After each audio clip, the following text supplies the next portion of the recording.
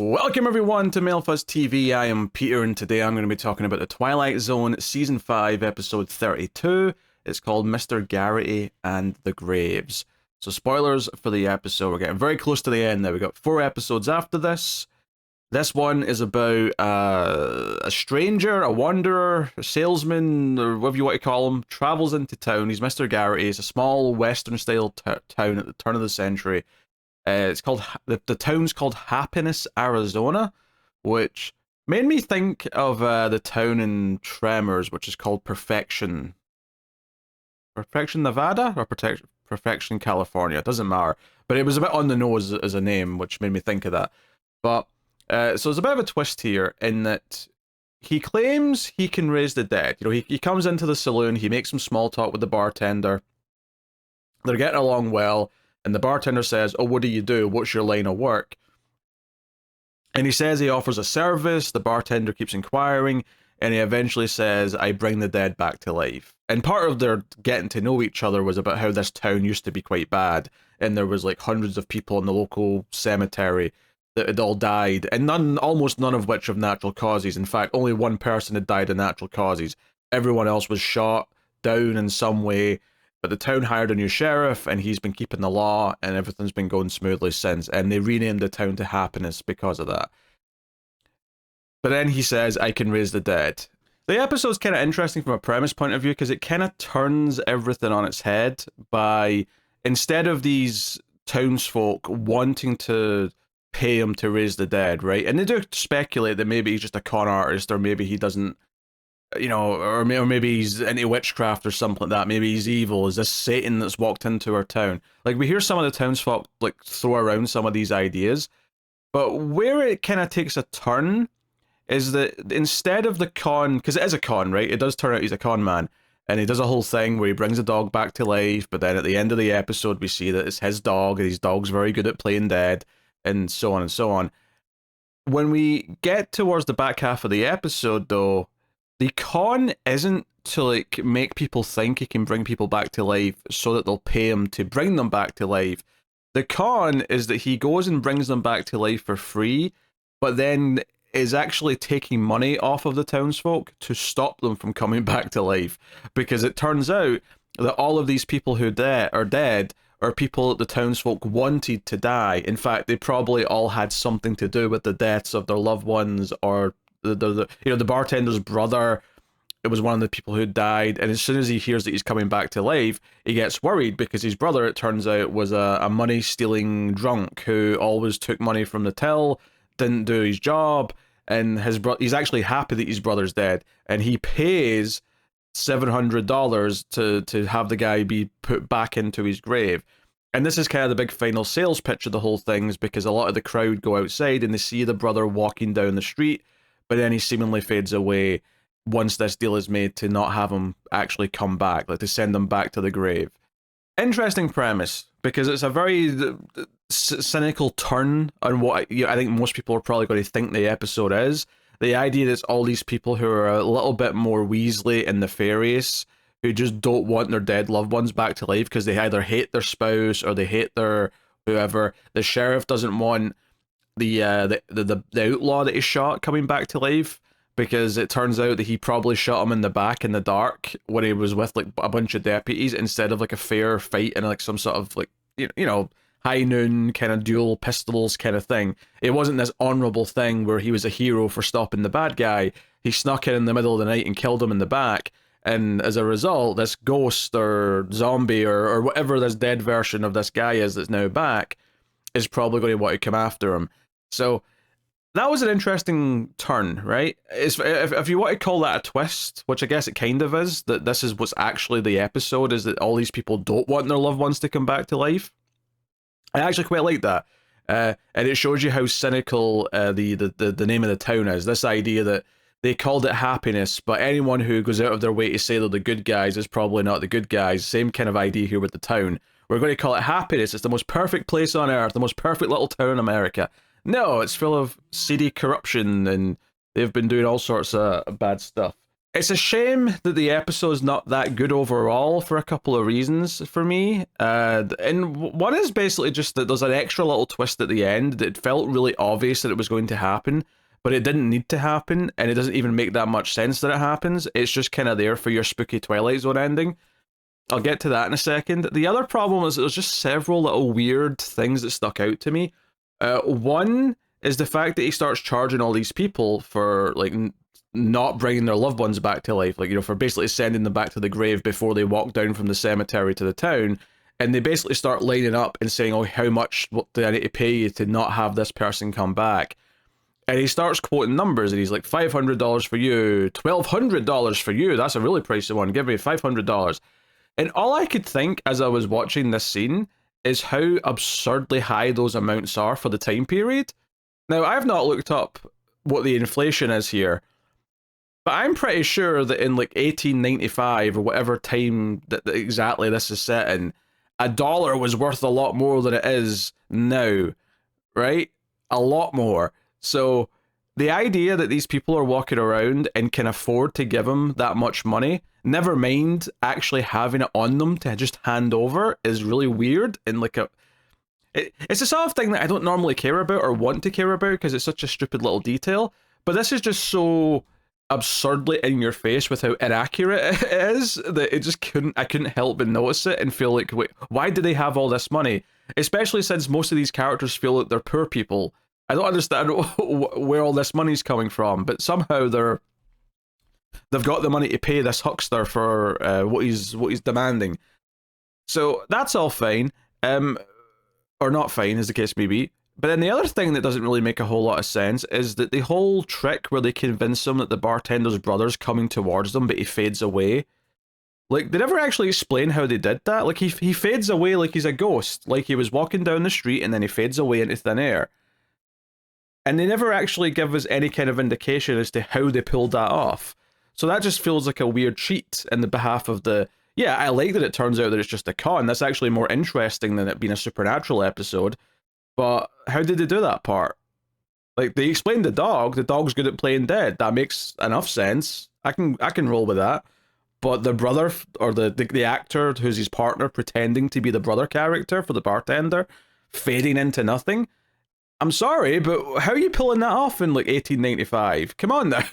What's the trick here? And on top of all that, at the end of the episode, when Mr. Garrity and his partner are leaving on a carriage to go to another town to fleece them the next night, we have the spooky Twilight Zone ending where the cemetery's behind them and all of a sudden, all of the dead people get up. It's not even like they were buried, it's like they were all just lying under a sheet of some kind, like a blanket. But they all just stand up and start walking towards the camera.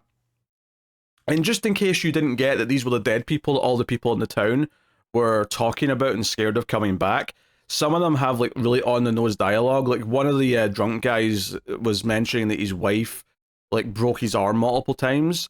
And one of these, you know, dead women is walking towards the camera saying, oh, I've got a husband who's an arm broken again, or my name's not so-and-so. Like really on-the-nose dialogue to really just beat you over the head with it. These are the people that were being referenced earlier on. The bartender's brother's there. The outlaw who wants revenge against the sheriff, he's there. And they're all just walking towards the camera alive. And I just... Why? First of all, as soon as we got to the it's actually a con reveal, part of me knew deep down that they were going to do this ending where all the people actually did still come back to life, even though he never actually did anything that would bring them back to life. They just do. But the weird thing is, though, is that it's not like the main character of Mr. Garrity is getting comeuppance. Like, I could sort of get the Twilight Zone kind of Just Desserts style ending if they all rose from the grave and came after him for, I don't know, cheating their loved ones, which I guess wouldn't make sense because since their loved ones all kind of betrayed them anyway. But at least I would kind of get what they were going for in terms of, oh, he deserves this for conning people like this. Like, it's kind of like a, oh, you made people believe they were coming back from the dead, so now they actually are going to come back from the dead to kill you for your sins. But they don't. They're not even going after him. He leaves with his partner, and these dead people are all just going back to the town to punish their loved ones for betraying them or killing them or whatever. And I'm like, but this doesn't make any sense to me. I mean, I guess you're saying the townsfolk are going to get their just desserts for everything they've done in the past, which is a little interesting, I guess, from the perspective that the con man is not the villain, the townspeople are the villain. Look, there's something interesting about that concept. I don't think this episode is nuanced enough to really to do the story that much justice, though. I do think the performance from the main actor playing Mr. Garrity, I think he's pretty solid. I think he's just got the right amount of kind of confidence. I won't quite say smugness, but definitely the right amount of confidence in how he interacts with everyone else and how he sort of pulls them into his story about what he's there to do and all the rest of it. I think you could maybe fairly argue that they all believe him a little bit too easily, because even when they see the dead brother, it's not really the dead brother, it's his partner in like a fake mustache and whatever. We do find out a little bit of detail at the end that the partner goes in and finds out some stuff the night before. So that's how he knew a certain detail about the bartender's brother, right? The bartender's brother had a limp, which he never said to Mr. Garrity, but he must have mentioned it when this other guy was in making small talk the previous day, and that's how they've sort of really made it convincing that they know something that they shouldn't, right? That this is the dead brother coming back. Again, how did they fade away into nothingness? How did they pull off that visual effect in front of a live crowd? I don't know. I don't believe there was any explanation given for that. But I could mostly let that go, though, because I do think it's more interesting that it is a con, that these people did just get conned, and it's almost this cynical thing where they deserve to be conned because they were all responsible for the people they hurt or killed or are happy that they're dead. So, in a weird way, it's a story with no good guys, ultimately, so you kind of side with the con man a little bit. But the ending with all the dead people getting back up just felt tacked on to me. It just felt like we need to do the supernatural spooky thing at the end just to be a Twilight Zone episode, when it did not need to do that. It just kind of cheapened everything for me, because it just felt like a bit of spectacle at the end that did not really fit what the story was or what the themes were. There was really no reason for them to all get back up with this.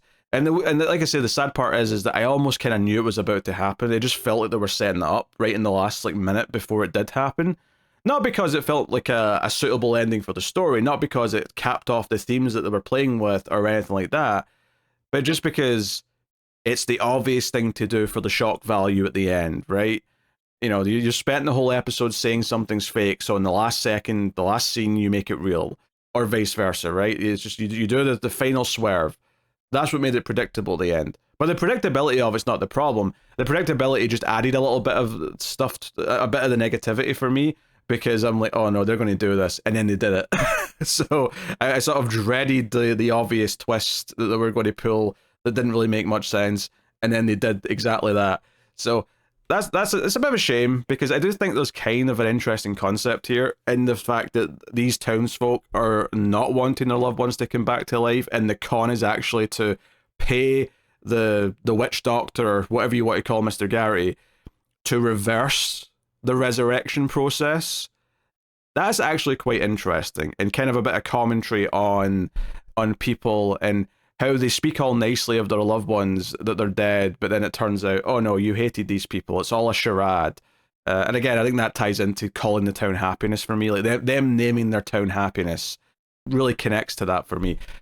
But sadly, I think there's just a few too many weird details, like them having so much money. Like, it would have made way more sense if he was asking for $10 or $20 given the time period, because it would have been a lot at the time, and these people might have had that and been able to afford it, instead of 500 plus. 500 was the lowest amount he asked for. Although there was one moment where he kind of told one woman she didn't have to pay, I think because she was attractive. I think he just kind of said, no, you're very pretty, you don't have to pay. I think that's what it was. He didn't say anything. He just kind of sort of shushed her and told her to just go along and smiled, and okay, whatever. Sadly, I can't really recommend this one all that much. The rating on IMDb is not that low, though. It's like a 7.5, which does suggest that there is a reasonable amount of people who like this episode, and I can kind of see some of the appealing elements of it. Like I say, it's not a complete dumpster fire by any means. Concept's interesting. The turn that takes in the second half with what he's actually conning them and how he's conning them is very interesting, but it kind of falls apart in lots of other ways for me, so I can't really recommend it. It's kind of a whiff, but you know, your opinion may vary on this because it seems to be a bit more divisive, this one. So anyway, that's my thoughts on Mr. Garrity and the Graves. Rod Serling did appear at the end to tell us about the next episode, and it was called The Brain Center at Whipple's. So we're getting a robot story. In fact, we're getting the image on IMDb here. It's the robot. Was it Robbie the robot from Forbidden Planet? They're using that that suit / prop. I guess it's a suit. Someone's inside there, so it's a suit. Heartless CEO Wallace V. Whipple automates his family-owned factory and lays off most of his workers over the objections of his foreman Dickerson and chief engineer Hanley. This is very fascinating, actually. Now, whether or not this ends up being good or bad, I think it's very interesting that this is a story about humans being replaced by machines when that has only become more relevant since this episode was made. So, an episode dealing with that in the 60s, when it was more of a theoretical thing, is quite interesting to me. Richard Donner's back directing this one as well, so we'll see how that goes. Now, the last episode he directed was one of the worst episodes of the season, but he's a good director, and he also directed the best episode of the season earlier on, so could go either way. But that is my thoughts on this Twilight Zone. We only have 4 left of the classic show. If you haven't and spotted these going out, the 80s Twilight Zone, I've started reviewing that as part of a Patreon-sponsored series, but I'm doing 2 episodes of that a month. So I just did episode 4 of that earlier this week. So if you're interested in my thoughts on the 80s version of Twilight Zone, that has just kicked off recently and is coming twice per month. So go have a look and see if you're interested. The last one I did was a very, very good episode. Well, one of the stories was a very, very good story. But yes, thank you very much for joining me. I always appreciate it. You can, of course, support all the content over at patreon.com/MailFuzzTV. It helps me do all of this, keep reviewing shows, all the movies over on the movie channel, and you can get some bonuses. You can also like, subscribe, all the usual YouTube shit. Thank you very much. I'll see you next time. Keep watching TV in the Twilight Zone.